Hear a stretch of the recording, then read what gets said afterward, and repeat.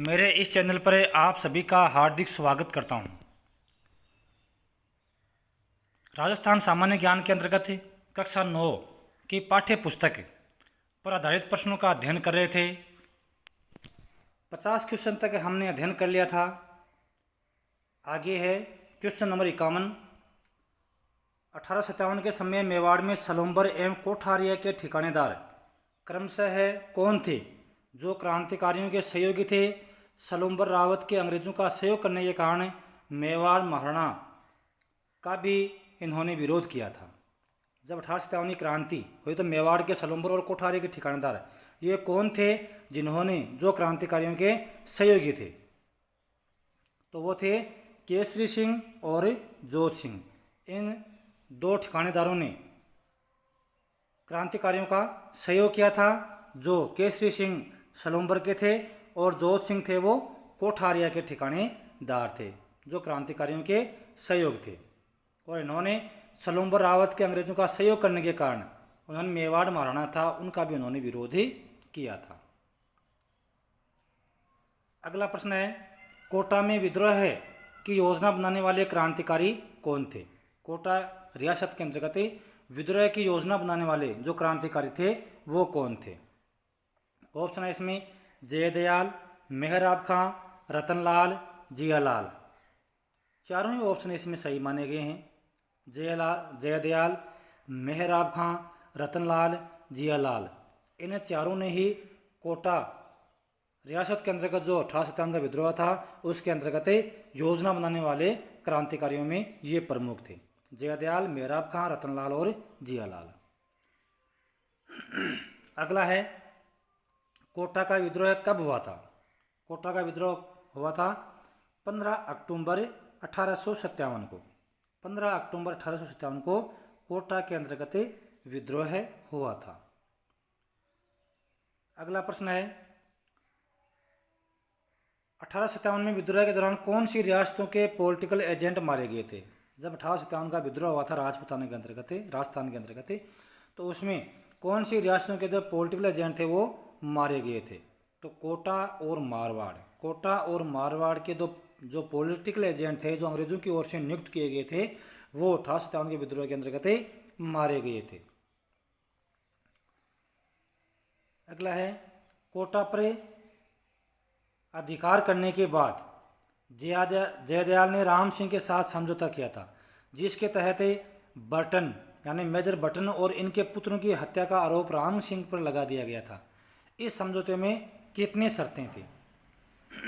तो कोटा पर अधिकार करने के बाद 1857 का जो विद्रोह हुआ था उसके बाद अंग्रेजों ने कोटा पर अधिकार कर लिया था।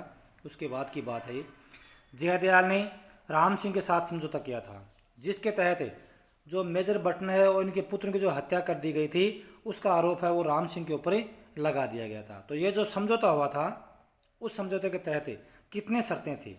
तो इस समझौते में कुल 9 शर्तें थी। इसके अंतर्गत 9 शर्तें थी जिसके तहत मेजर बर्टन और इनके पुत्र की हत्या का जो आरोप है वो राम सिंह के ऊपर लगाया गया था। अगला प्रश्न है, कोटा को क्रांति का गढ़ कहा जाता है, यहाँ कितने समय तक क्रांतिकारियों का अधिकार रहा था। तो कोटा को क्रांति का गढ़ कहा जाता है, यहाँ पर 6 माह तक, यहाँ पर 6 माह तक क्रांतिकारियों का अधिकार रहा था कोटा के अंतर्गत। अगला प्रश्न है, किसने नसीराबाद एवं करौली की सेना के सहयोग से 22 मार्च 1858 को कोटा को क्रांतिकारियों से मुक्त करवाया था। किस अंग्रेज अधिकारी ने नसीराबाद एवं करौली की सेना के सहयोग से 22 मार्च 1858 को कोटा को क्रांतिकारियों से मुक्त करवाया था। तो वो थे मेजर H.G. रॉबर्ट्स। ये अंग्रेज अधिकारी थे।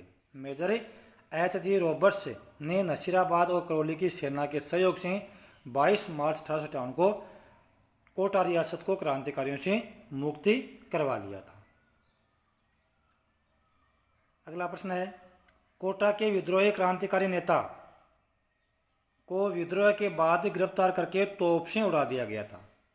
कौन से क्रांतिकारी। तो कोटा के विद्रोही क्रांतिकारी नेता यानी किस क्रांतिकारी नेता को, कोटा के कौन से क्रांतिकारी विद्रोही नेता को विद्रोह के बाद में उसको गिरफ्तार करके और तोप से उड़ा दिया गया था? तो वो थे जयदयाल। कोटा के विद्रोही क्रांति जयदयाल को विद्रोह के बाद में गिरफ्तार करके उसको तोप से उड़ा दिया गया था। अगला प्रश्न है, रामचंद्र और हीरालाल के नेतृत्व में अक्टूबर 1857 को किस रियासत में क्रांतिकारियों ने विद्रोह किया था? तो वह थे धौलपुर। रामचंद्र और हीरालाल के नेतृत्व में अक्टूबर 1857 को धौलपुर रियासत के क्रांतिकारियों ने विद्रोह किया था। अगला प्रश्न है, राजपूताना की एकमात्र रियासत जहां विद्रोह करने वाले एवं उनका दमन करने वाले सैनिक राजपूताना के बाहर के थे? तो कौन सी रियासत के थे? वो धौलपुर के थे। राजपूताना की एकमात्र रियासत जहां विद्रोह करने वाले एवं उनका दमन करने वाले सैनिक थे वो राजपूताना के बाहर के थे। तो वो कौन सी रियासत थी? वो धौलपुर रियासत थी। धौलपुर रियासत के अंतर्गत जिन्होंने विद्रोह किया थे वो राजस्थान के नहीं थे, बल्कि वो राजस्थान के बाहर के क्रांतिकारी थे। क्रांतिकारी नवाब विलायत खां, मियाँ उस्मान खां और सादुल्ला खां के नेतृत्व में किस रियासत में विद्रोह हुआ था? तो वो था जयपुर। क्रांतिकारी नवाब विलायत खां, मियाँ उस्मान खां और सादुल्ला खां के नेतृत्व में किस रियासत में विद्रोह हुआ था? जयपुर में। तो ये मुस्लिम क्रांतिकारी थे। विलायत खां, मियाँ उस्मान खां और सादुल्ला खां के नेतृत्व में जयपुर रियासत के अंतर्गत विद्रोह हुआ था। अगला प्रश्न है, किस रियासत के शासक को शिवसेन ने अंग्रेज व मुगल बादशाह दोनों से मित्रता बनाए रखने, किंतु शिवदेन ने महाराज को केवल अंग्रेजों का साथ देने की सलाह दी थी? किस रियासत के शासक को शिवसेन ने अंग्रेज व मुगल बादशाह दोनों से मित्रता बनाए रखने, किंतु शिवदान ने महाराज को केवल अंग्रेजों का साथ देने की सलाह दी थी? तो वो थी जयपुर रियासत। जयपुर रियासत के शासक को शिवसेन ने अंग्रेज व मुगल बादशाह दोनों से मित्रता बनाए रखने, किंतु शिवदेन ने महाराजा को केवल अंग्रेजों का साथ देने की सलाह दी थी। अगला प्रश्न है, टोंक रियासत में विद्रोह का नेतृत्व किसने किया था? मीर आलम खान ने। टोंक रियासत के अंतर्गत विद्रोह का नेतृत्व किया था वो मीर आलम खान ने किया था। 1857 के विद्रोह के समय कौन सी रियासतों के शासकों ने अंग्रेजों का साथ दिया था? तो इनमें से ऑप्शन नंबर 4 ऑप्शन दिए हैं, जयपुर, अलवर, भरतपुर, धौलपुर। यानी इनमें से कौन सी रियासतों के शासकों ने अंग्रेजों का साथ दिया था? तो इन सभी रियासतों ने अंग्रेजों का साथ दिया था। जयपुर, अलवर, भरतपुर और धौलपुर, इन चारों रियासतों के शासकों ने 1857 के विद्रोह में अंग्रेजों का साथ दिया था। अगला प्रश्न है, 1857 के विद्रोह के समय कौन सी रियासतों के शासकों ने अंग्रेजों का साथ दिया था? पिछले प्रश्न से मिला जुला प्रश्न है। करौली, सिरोही, टोंक, बीकानेर।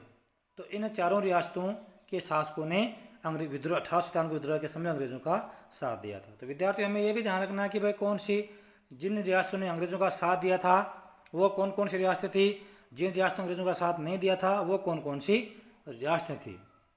इनका हमें अच्छी तरह से ध्यान रखना है।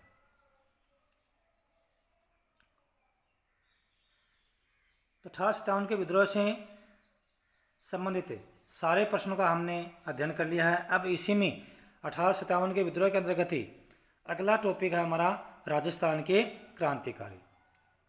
ये जो अध्याय है हम अगली क्लास के अंतर्गत शुरू करेंगे।